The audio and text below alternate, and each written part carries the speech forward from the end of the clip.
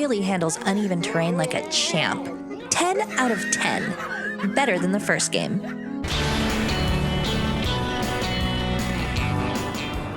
It just feels big.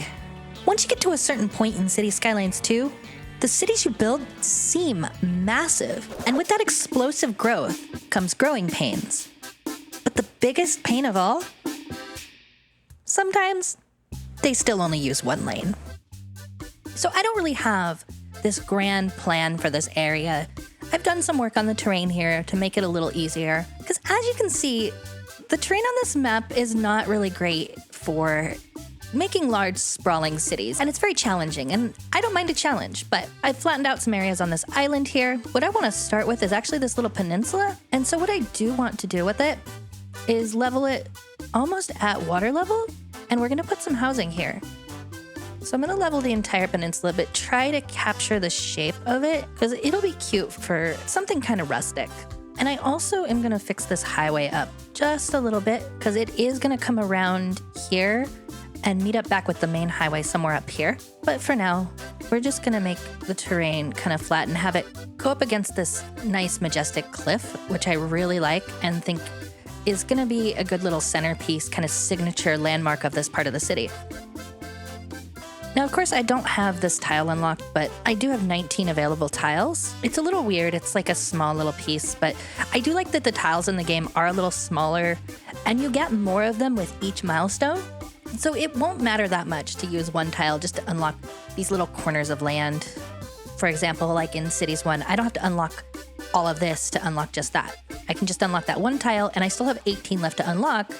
You get 441 tiles total, and there's even more around the map. And I imagine at some point, hopefully, if there is a mod to unlock the rest of this, these maps will actually be much larger than in Cities 1. So map size, I do feel like, is about the same size, maybe a little smaller than 81 tiles in Cities 1. For the 441 you can unlock, probably about the same size for everything. And then if we can unlock that at some point with a mod, if they do unveil one, if it's possible, then we'll have bigger maps. So let's get on to developing this area now that I've unlocked that tile. And I don't know if that's just a glitch of the game right now because it's still beta, but it looks like the sand kind of starts to disappear.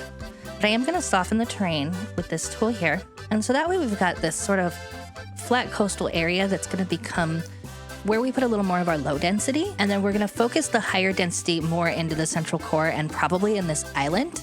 And then we're going to keep going with this 2-lane highway. I'm not trying to do like large highways, large freeways anywhere around here. We might do that later on a little further down in the build, but for now we really don't need them. And I'm just coming along here because I don't actually want to trigger the cut and fill. I like that sheer cliff face. If we click this, we can show contour lines. And I want to get right there to just above where it gets flat again. And then here is where we're going to start coming up. Now the percentage slope is 4.4, so it's not too bad. So I'm not too worried about that. I think we are just going to keep it very simple here with just a at-grade intersection. And I do like how it sort of breaks up these lines here and automatically gives these sorts of lines, which in North America, this line represents you're able to pass on this side, but you're not able to pass on this side. And I love this. The double yellow means no passing, usually on curves. So it automatically creates these different sort of markings depending on what stretch of road you have. Like right here, it's a nice straightaway. So it's all this broken yellow, which means that you can pass on either side. So now let's build out this area. And I made sure to spam some trees along here so that they will grow over time. But they don't look so bad right now. I think they've started to grow. So I am going to start using the alleyways. And because of the way that stuff zones out here, we have to be very strategic. And I don't mind just kind of coming along here.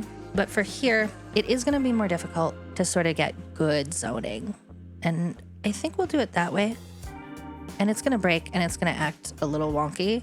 And we're only going to leave 2 here. And then what I am going to do is sort of a little frontage road right along the highway here. And then in between some of these sort of messy spaces here, I'm gonna do pedestrian paths, which I hope will sort of improve not only the walkability of the area, make it a little more desirable, but sort of give us a little better zoning. We are gonna be more strategic about the zoning. And there's a couple of things I really like here. First of all, they finally changed the North American to actually just be the continent of North America, which I think is more inclusive. It's better. I'm going to experiment with European style architecture here, just for the light density. And let's see what it looks like as it develops here. These construction crane animations are a little unrealistic for such a small building, but they do look nice. I like them better for high rises and mid rises. I think for these smaller, like light density buildings, the animations in Cities 1 were probably just a little better, but it's a small thing, so I don't mind. It is very cute and it's fun to watch. So I'm in camera mode, which changes the way that the controls of the game work. You actually have to roll the mouse wheel to move up and down.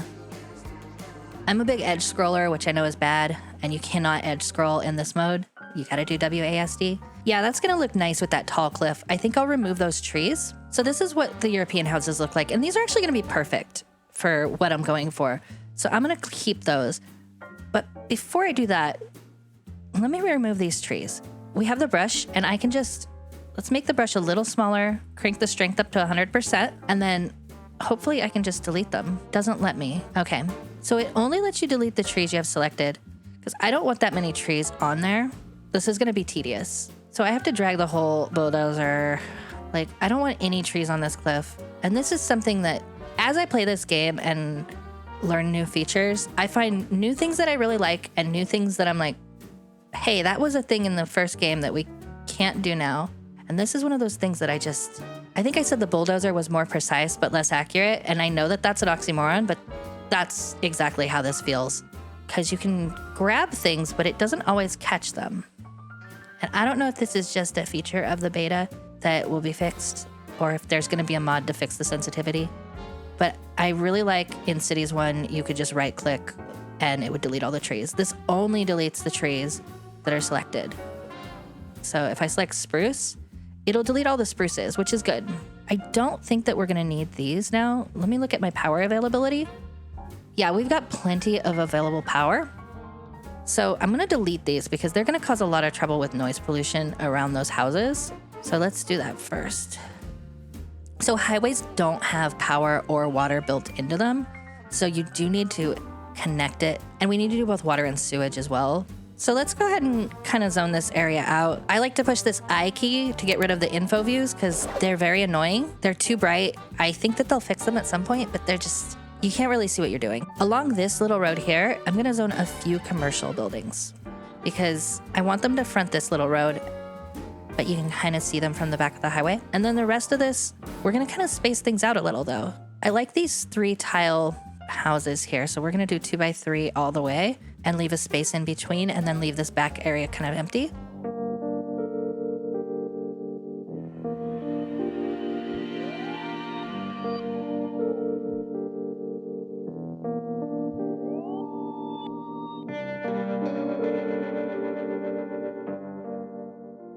And then out here, I am gonna give them a little park, maybe a dog park, kind of right on the water here. And we'll put a small park and maybe another dog park there. And that way we give some parkland kind of along the waterfront. In Cities 2, it's very hard to like do really good detailing. So I like to get sort of the outline of an area done and then fill in the empty spaces with whatever detailing I can do, which admittedly at this point in the game is almost none, but there are some things we can do. So while we're zoning out this light density residential, I'm gonna keep going along the coast and sort of mirror this highway. I'm trying to heal, I'm trying to mend.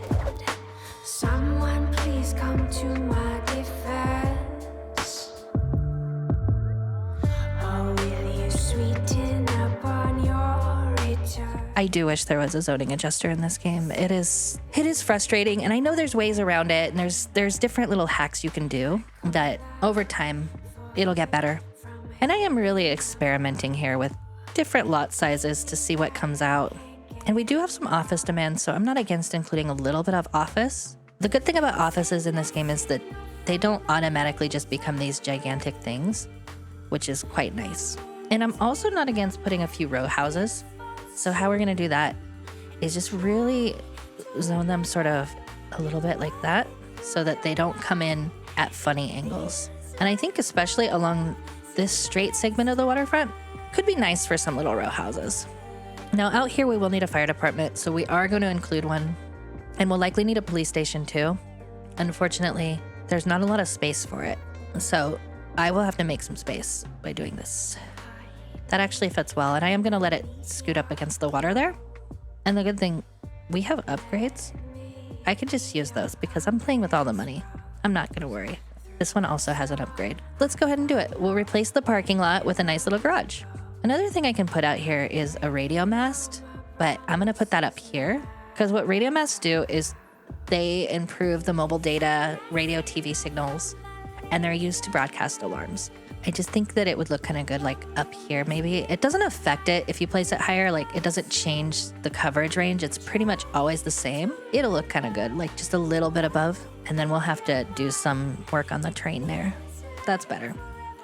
Now it does need a road. And for this, I'm actually gonna just use a dirt road. It's gonna give it a more rustic, sort of off the beaten path way, kind of a if you know type place where you don't really turn down that road unless you need to go to the radio mast. We'll keep it at a four-way intersection with this one. Now, I do like this. It created a little retaining wall up the cliff, and I don't care that this is super steep because it's a dirt road that like 5 people are gonna use. No worries on that. So we're gonna go to the island.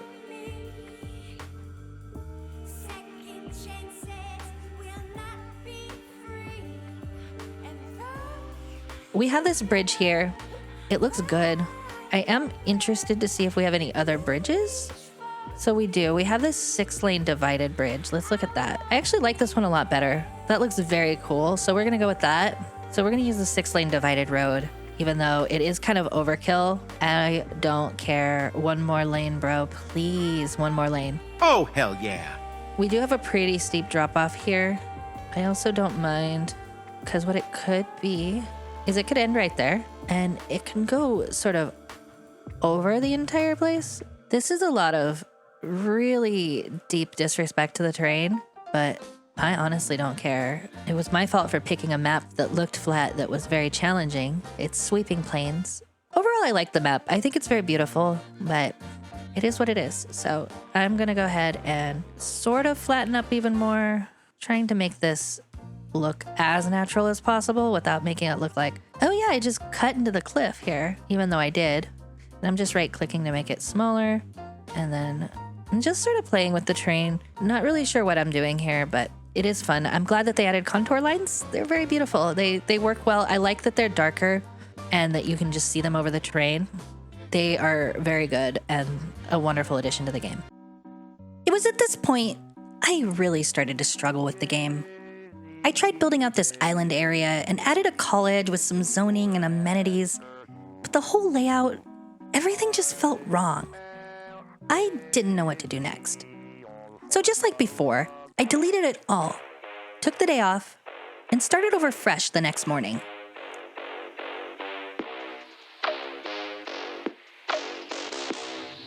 You are now in the presence of a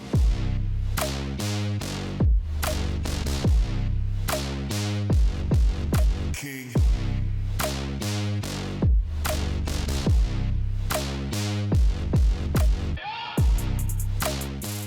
I've had a bit of trouble with not having enough educated workers in this city, and one thing that's important to fill skilled jobs is higher education.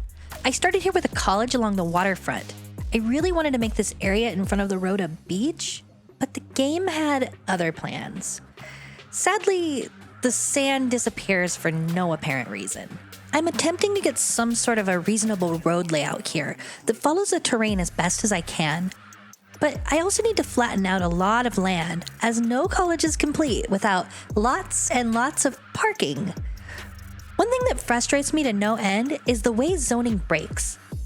I've been told zoning prioritizes older roads first, but in practice there seems to be no rhyme or reason to it, and you can fix it with pedestrian paths to some extent, but messy zoning blocks has been something I've struggled with consistently ever since the first time I booted up CS2. And it's a pain to get straight zone squares, even when you've got perfectly rectangular blocks at 90-degree angles. In Cities 1 Vanilla, you could easily fix it with fences or paths. And a few months ago, a patch was added to adjust zoning. Hopefully the same will come to Cities 2 soon, but for now, this is what we've got.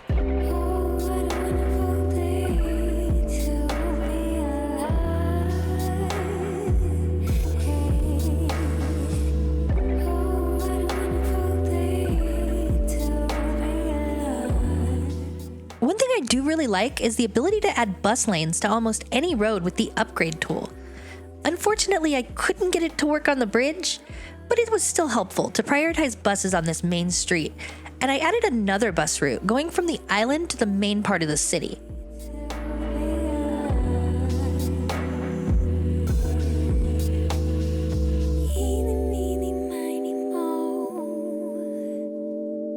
Catch me in my feelings so when I'm feeling down, feeling low, you come down and bring me home. You know that I am hard sometimes, and I know it, babe.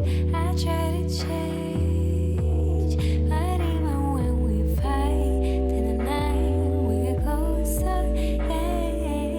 I wake up the day after and I feel like, oh, what a wonderful day to be alive. Hey, oh, what a wonderful day to be alive.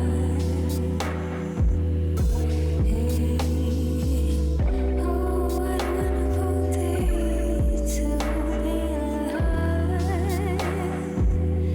Hey, oh, what a wonderful day to be alive.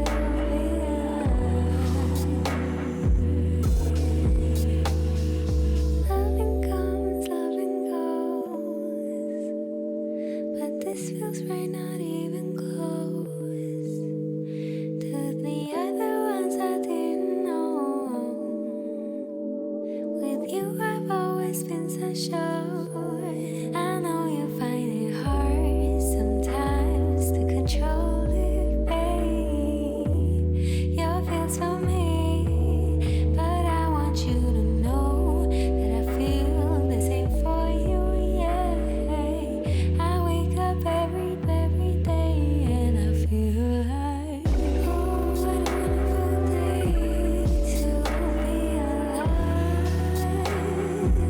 Hey, oh, what a wonderful day to. After some time just spent laying out and zoning this entire area and doing my best to detail up the empty spaces, I unlocked milestone number 9, which was Great Town.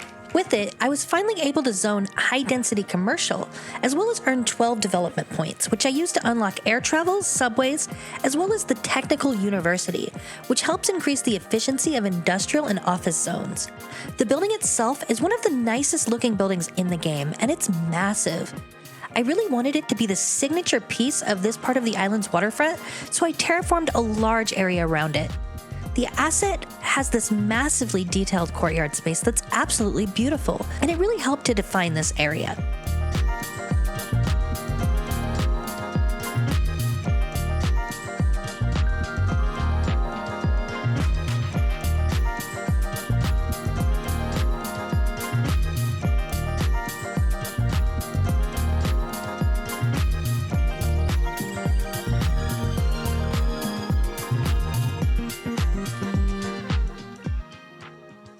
Once again tried my hand at the cut and fill technique with pedestrian roads to attempt to create a quay wall.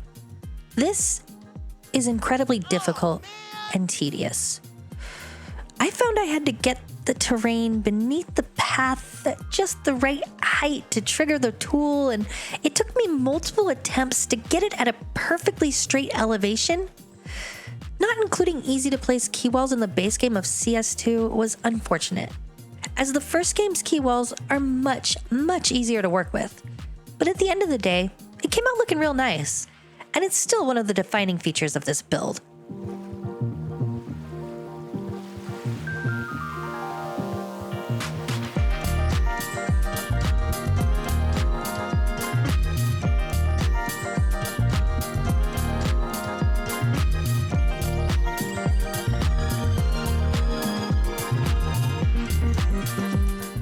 Near the university, I used the pedestrian roads to make a little walkable mixed-use area combining residential, commercial, office, and mixed zoning together. I imagine it to be a great place for students to live and hang out. Next, I put in a harbor on the other side of the university. Harbors work a little differently in cities too. You've got to manually attach the seaways to the outside shipping routes and add in the outside connections as if they were public transit routes in order to allow ships to use the harbor. This one's a simple passenger harbor, but the mechanic is the same for cargo routes as well.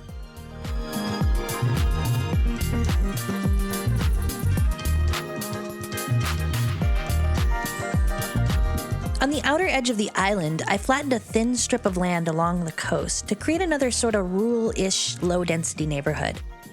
With this map sweeping plains being based loosely on the plains of Canterbury region of New Zealand, having been to that area once in my life, I remember seeing lots of hilly little areas near the coast like this, so I took some inspiration from that area, especially places like this mountain peninsula and the little towns along the bay shore. Well, there's not really a good way to get anything close to this in Cities 2 yet. I did what I could with the vanilla assets and base game mechanics. One day, hopefully we'll have mods and assets to faithfully recreate real-world places with ease, just like we did in the first game. But for now, I'm doing what I can, and I do kind of like the way it turned out. I'm okay just the way I am. I'm okay with what I do. 지금이 들어도 상관없는데 이 끝이 없는 조언들 너만한 necessity 고맙지만 고맙지 않은데 You know I don't want to know I don't want no more I don't want to know Gotta get up now Gotta get up now I don't have One issue I found is that if you zone things at uneven slopes, especially next to water, buildings will develop to the maximum size allowed anyways, and will create these ugly plots of land jutting out into the ocean. I don't want that, so I went back and redid this stretch of road because it looked really messy.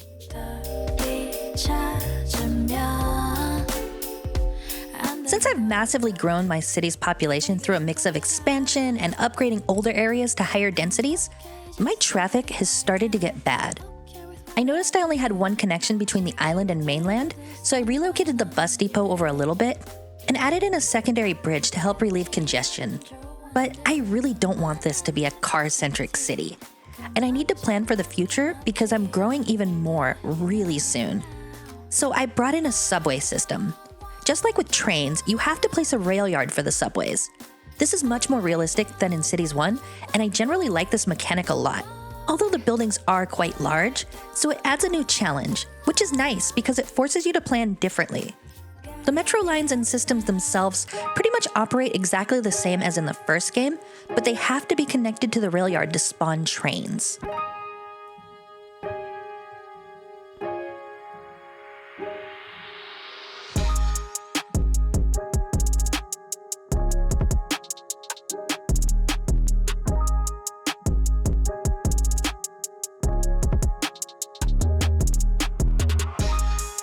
Because I have very high demand for pretty much all zoning types, I expanded to the other side of the river, starting by adding an interchange using this pre-built partial cloverleaf. I had to level the terrain here to get a nice flat pad to build on and bought a few new tiles so I had plenty of land to expand my city. The two sides of the river were at drastically different heights, so I had to be creative to connect up the main highway. I started with a relatively simple layout and then built up some services, including schools, parks, police, and fire departments, and zoned it out mostly with a mix of densities and uses. Whisper gently saying you don't know how to keep on trying. It shows something's changing in me. It shows now I'm hardly breathing. There's no guideline, way to go. Move like corona without a goal. That goes to let's be baby, get this. Now be baby, get this. Ooh, ooh, ooh, ooh. But we both know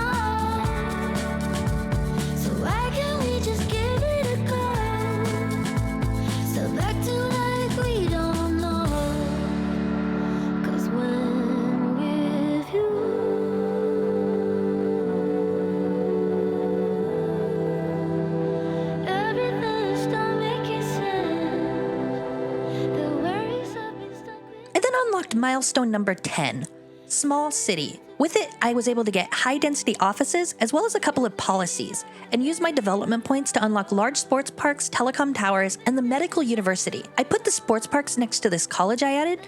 They looked great. I ended up placing the medical university nearby, which unlocked the pharma signature building, so I decided to focus this entire area on medical services, with a hospital in close proximity. The upgrades to the medical university look really amazing and just contributed more to the overall feel of the region being a place where cutting-edge medical technologies are researched and developed. Told me while I was sleeping, all of this for free. 'Cause there's no other way to go. Move like a Roman without a goal. And our backbones tell us we brave, you got this. Now be brave, you got this. 'Cause when we're After I zoned out a large number of medium-density residential, I unlocked the Corundum Condos signature building. I used it to start making a little courtyard space, and once I unlocked Polaris Suites, I added that as well, which really gave the area a nice vibe and made this whole place feel like one unified complex of apartments. Signature buildings are a nice addition to the game, and they function according to their zoning type, so these actually do house residents. With mixed-use zoning, I was able to get the Iron Press building, and I set this little one off in the corner here next to another mixed-use zone. To make sure this area was well connected to the rest of the city, a second subway line was needed, as traffic was starting to pick up quite a bit. But it wasn't enough. The city was outgrowing these little roundabouts, which gave me an opportunity to make my own custom interchange. I did my best to keep it as simple and compact as possible, but later in the build, I did have to upgrade this again, as we'll find out soon that oftentimes the only solution to traffic in this game is to add more lanes. I'll save your life, save me a seat, or take a break now, see how it feels. We're little. On the other side of the highway, I saw an opportunity to place a cargo rail station. The difference in slopes between the two sides of the river, again, was an extreme challenge, especially for rails, but I was able to get it. In addition to the cargo line, I added a second passenger station, providing connections to both the old part of the city and outside destinations, which I hoped would alleviate some of the traffic. The rail infrastructure was the backbone of a new neighborhood that is well connected via both train and car. I know exactly what I think you're ready to run. Hey, let it be decided, it's your cue. Say it, it's alright to you. Upon unlocking milestone number 11, Big City, I chose the City Hall and Server Farm as my buildings to unlock, but I didn't place the City Hall in this episode. Instead, I decided to add a welfare office, which increases well-being in the areas they're placed, and then further back at the edge of the town was a great place for the Server Farm, which improves internet access services in the city. In the same area, I added more garbage services with a large landfill for this half of the town, as well as a recycling center. I was amazed at how quickly they filled up.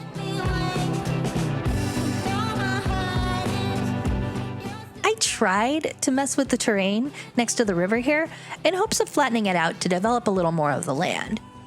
But that was a bad idea. I had constant flooding, and it never really went away. So this area is just full of garbage water. Whatever, I just ignored it and acted like it never happened. There's more important work to do.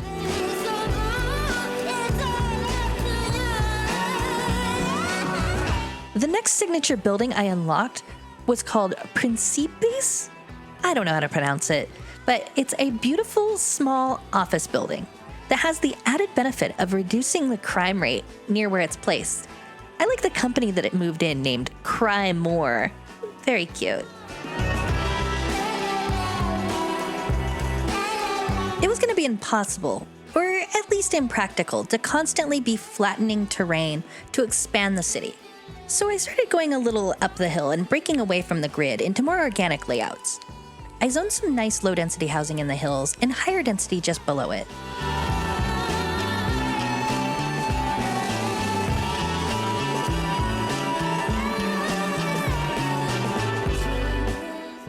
When homes developed on the slopes, they looked fucking amazing. This game really handles uneven terrain like a champ. 10 out of 10. Better than the first game. So I started having some serious problems in my city. The way the electricity system works in this game is much more realistic. It requires you to place transformers to convert high voltage from power plants to lower voltage to power buildings.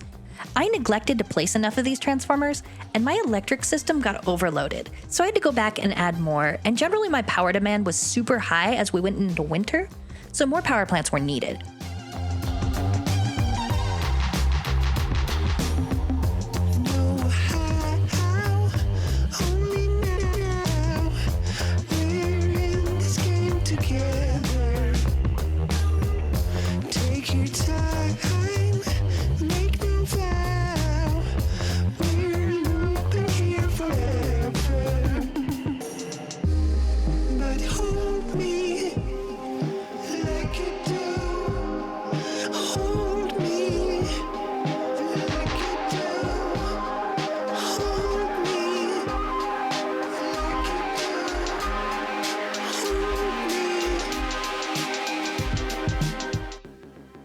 The roundabout I started the city with was causing so many problems.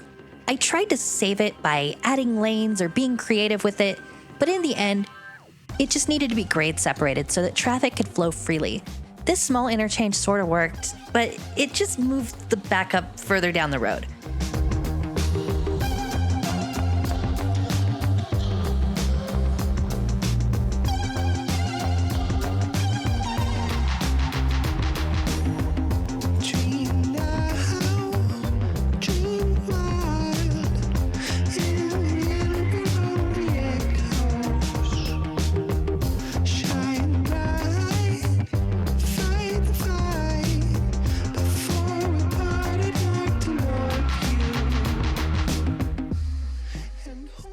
I expanded the freeway and did some work with upgrading the interchanges to accommodate heavy traffic, and it worked for a while.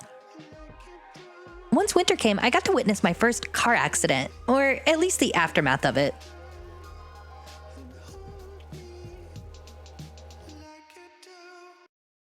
It was at this point I knew what had to be done, and I really didn't want to do it. Traffic was backing up, and the jam went back for a while. I needed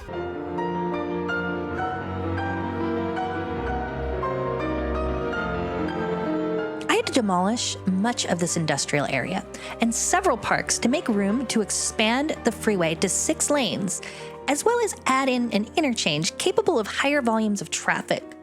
This trumpet roundabout was great because I could connect these side roads to the rail yard and industry into it, as well as the main road and highway.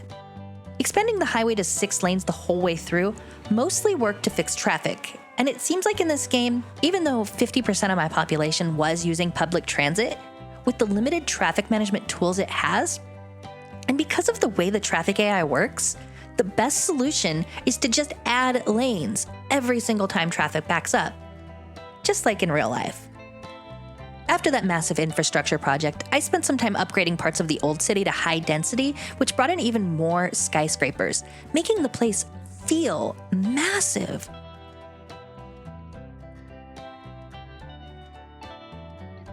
But I'm not gonna lie, the game still struggles with the same issues as the first. You can make a city look like Manhattan and still only have 25,000 citizens. I guess some things never change. After unlocking the signature building, Rubik Apartments, and placing it down, I reached milestone number 12, Large City. With my development points, I unlocked the one thing I've had my eye on since I first played this game: the Space Center. I was ready to launch a gigantic rocket ship into the cosmos, hopefully to make first contact with extraterrestrial intelligence. Or, just take a cool-looking screenshot. That's fun too. I wanted to place the Space Center at the top of this massive hill to make sure that the rocket ship was closer to God, giving it a head start for its ascent into the heavens.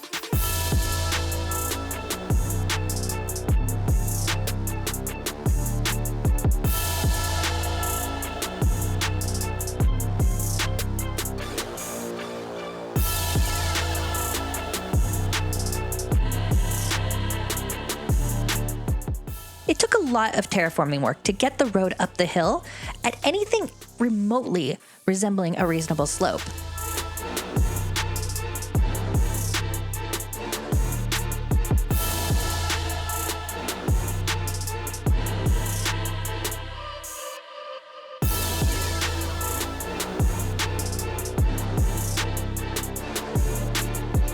I felt that the Space Center needed a little more near it, so I added some supporting buildings, a server farm and some telecom towers, industry, and offices, which I felt would be a nice, compatible use.